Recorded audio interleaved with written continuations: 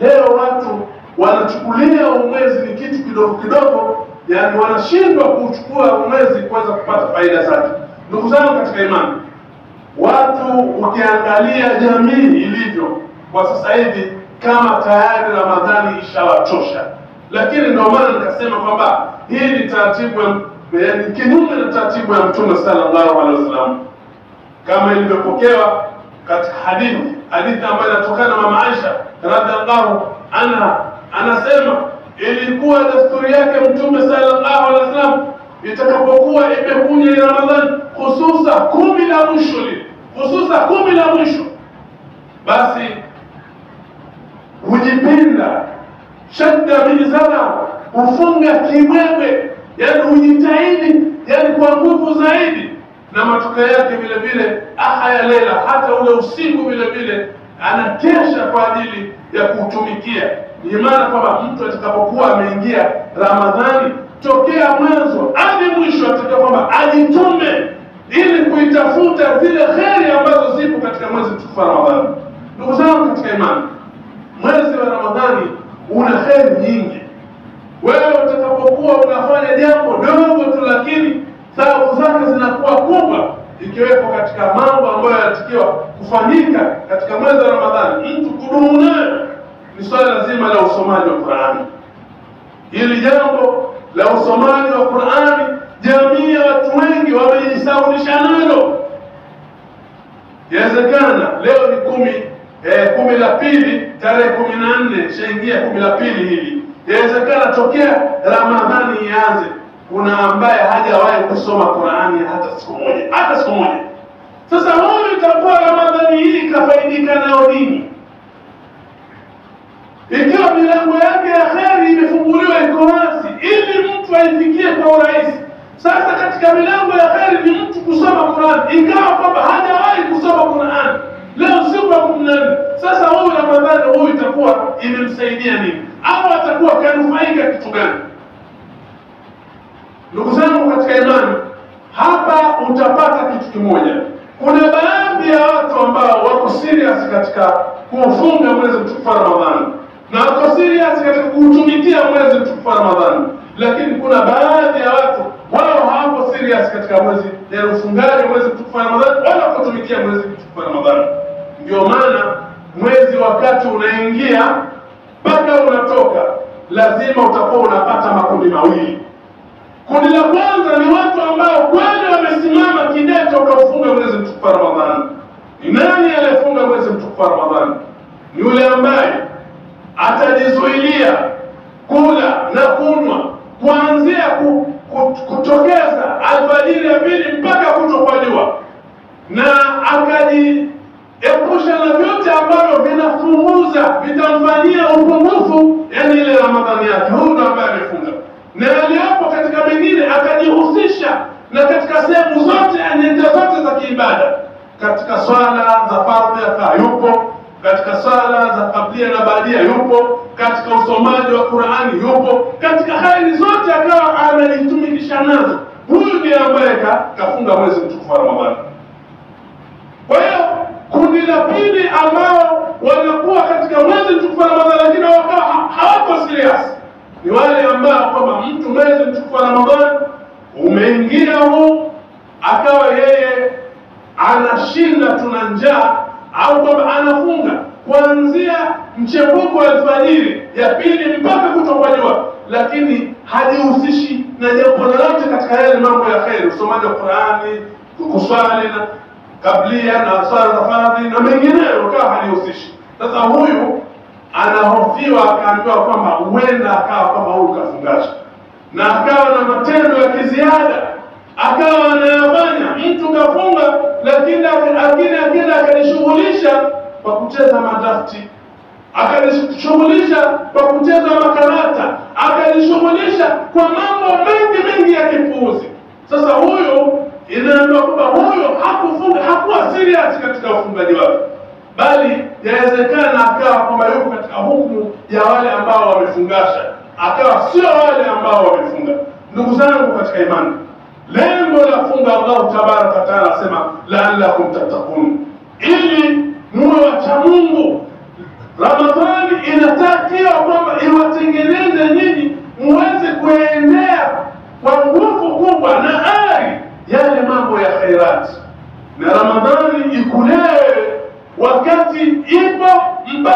umechoka uweze kuendelea na yale mambo ya khairati. Ndio lengo la Ramadhani. Kwa ndugu zangu katika imani, pamoja na khairi zote ambazo zinapatikana, yani tumejisahau kwa kiwango kubwa. Yani ukiangalia ile funga ya Mtume sallallahu alaihi wasallam, jinsi walivyofunga wema waliotangulia, na ukiangalia ufungaji wetu sisi tunavyofunga, yani vitu viwili tofauti, baina al-mashriq wal maghrib, yani vitu viwili tofauti. Katika sisi hakuna ambacho tunafaidika zaidi ya kule kuacha chakula chetu na kinywaji chetu basi. Ndio maana kwamba sisi tulikuwa tunafunga, hatuchungi yale masharti ambayo yanafungamana na ile funga yenyewe. Ndugu zangu katika imani, funga ya Ramadhani ina adabu zake, na moja katika adabu kubwa kabisa, mfungaji lazima kwamba alazimiane na yale ambayo kayalazimisha Allah tabaraka wa taala. Katika mambo ambayo kayalazimisha Allah tabaraka wa taala, miongoni mwao ni sala. Yani mfungaji lazima asimame katika kumwabudu Allah tabaraka wa taala kwa sala. Sasa utakuta jamii ya watu wengi, ndio maana hao ndio wanasema kwamba hawako katika ile mizani ya ufungaji, wao wako katika mizani ya kufungasha. Utakuta kwamba mtu kafunga, anafunga lakini hana ibada ya swala, haswali. Sasa funga mtu kama huyu, funga haitomsaidia kitu, japokuwa kuna maneno ambayo wanazungumza ili kujitengenezea yale mazingira yao walionayo, kuzungumza kwamba funga kitu kingine na swala kitu kingine. Hapana, hapana. Wewe ni funga kitu kingine, swala kitu kingine, lakini bila ya swala funga yako huwezi kupatia malipo yake. Kwa hadithi ya Mtume sallallahu alaihi wasallam alipokuwa anazungumzia juu ya swala, akasema awwalu ma yuhasabu bihi al-abdu yawm al-qiyamah as-salah. Kitu cha kwanza ambacho atakwenda kuulizwa nacho mja siku ya kiyama ni swala. Basi itakapokuwa imekaa vizuri swala, imekubalika swala, basi matendo mengine yote yatakuwa yako vizuri na yatakubalika.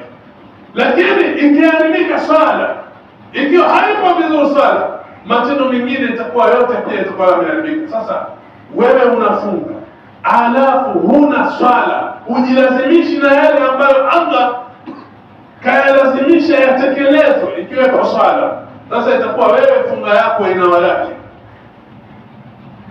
Katika tabia kubwa ambazo zinafungamana na mfungaji ni swala zima la utekelezaji wa swala. Utakapokuwa una swala na huku umefunga, basi vitu viwili hivi vitakuwa vinakwenda sambamba. Swala na funga vitakwenda sambamba, sababu inakuwa ni ndugu moja. Ina maana kwamba funga ikosekana swala, itakuwa imepunjwa funga ile, itabidi pia itakuwa ni nzito kwenda kuangaliwa siku ya kiyama. Ndugu zangu katika imani, mfungaji lazima afuate na angalie kanuni za kisheria. Lakini ndugu zangu katika imani, pia moja katika adabu za mfungaji ambazo atakiwa azizingatie, mfungaji lazima ajiepushe mbali na yote ambayo ameharamisha Allah tabaraka wa taala. Yale ambayo Allah tabaraka wa taala kayaharamisha juu yake, atakiwa ajiepushe nayo mbali. Yapo mambo mengi, ikiwepo al-kadhib, uongo, yani kuzungumza uongo. Yule mwenye kufunga lazima awe mbali na uongo, ajiepushe mbali na uongo, hasa kule kumzushia uongo Allah tabaraka wa taala na kumzushia uongo Mtume sallallahu alaihi wasallam. Na haya ni katika mambo ambayo yani kwamba Allah tabaraka wa taala, Mtume sallallahu alaihi wasallam huzushiwa uongo mwingi, na inawezekana kwamba mtu aliyefanya hivyo ni mtu ambaye kafunga. Kwa hiyo funga na uongo haviendani sambamba kabisa, haviendani sawa.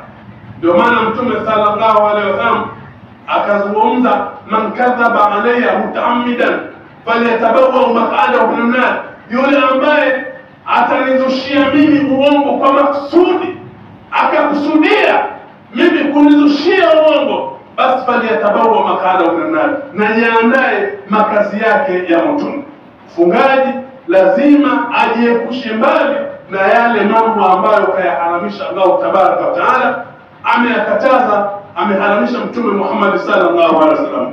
Jamii yao ni jambo la uongo. Kadhalika ndugu zangu katika imani, an-namima, mfungaji lazima awe mbali, ajiepushe mbali kabisa na swala zima la kusengenya. Utakuta kwamba jambo la usengenyaji watu kiasi kikubwa hawezi wakasalimika katika jambo la usengenyaji. Jambo la usengenyaji ni jambo la kawaida kwa wafungaji wetu sisi. Au an-namima, fitna, ima kusengenya, ima fitna, yani hivi vyote kwamba yani vitu ambavyo katika jamii ya wafungaji vitu ambavyo vimezoeleka. Mtu kafunga hapo msengenya mwenzake, mtu kafunga hapo fitna mwenzake, yani mambo ya kawaida. Sasa hawa baada ya kuwa inaambiwa wamefunga, hawaambiwa wamefunga tena, bali wataambiwa kwamba wamefungasha. Kwa sababu mtu atakapokuwa akafunga alafu akayafanya yale mambo ya haramu, hawi kafunga tena, anakuwa yeye kafungasha. Atakapokuwa mfungaji yeye swala la uongo lake, atakapokuwa mfungaji yeye jambo la kusengenya lake, atakapokuwa yeye mfungaji jambo la kufitini lake, sasa wao atakuwa kafungasha, hajafunga. Ndugu zangu katika imani, funga asili ni ile ambayo itamtengeneza mtu ucha Mungu, itamtengeneza mtu kumwogopa Allah tabaraka wa taala.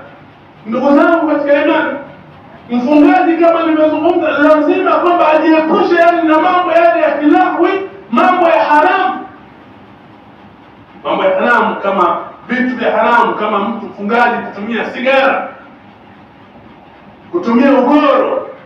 Kuna baadhi ya watu mtu anafunga mchana, lakini usiku anaona kama sio sehemu ya funga. Amejiharamishia sigara, amejiharamishia tumbaku kipindi cha mchana. Atakaporuhusiwa tu basi kula, basi kitu cha kwanza anachoanza nacho ni ugoro.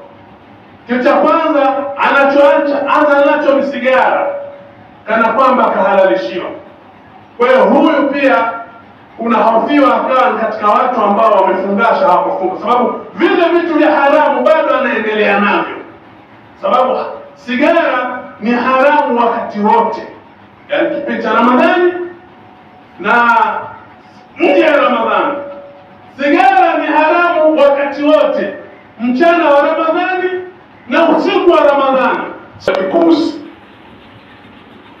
kama uchezaji wa makarata, uchezaji wa madrafti, madomna, mfungaji, vyote vitu kama hivi hatakiwi kujishughulisha navyo. Na kuna janga kubwa ambalo pia lipo, janga kama la mipira. Pia unaweza ukaizungumza pia katika sehemu ya lango, kwa sababu muangaliaji mpira, mfuatiliaji mpira, hakuna lote la maana ambalo alipata zaidi ya kupoteza muda wake. Sasa mipira mwezi huu wa Ramadhani inaendelea, na wakati mwingine inawaathiri watu mpaka katika swala zao. Kuna baadhi ya watu kama mpira utakuwa saa 10, basi vipindi vya swala vimeanguka kwake yeye. Alasiri haiswaliwi wala magharibi haiswaliwi kwa sababu ya mpira. Ikiangukia katika muda wa usiku, basi saa 2 haiswaliwi wala tarawih haiswaliwi kwa sababu ya mpira. Mfungaji lazima ajiepushe na haya mambo ya lahwi, ili funga yake iwe imekamilika, ili aambiwe yeye kafunga, la si hivyo ataambiwa yeye kafungasha.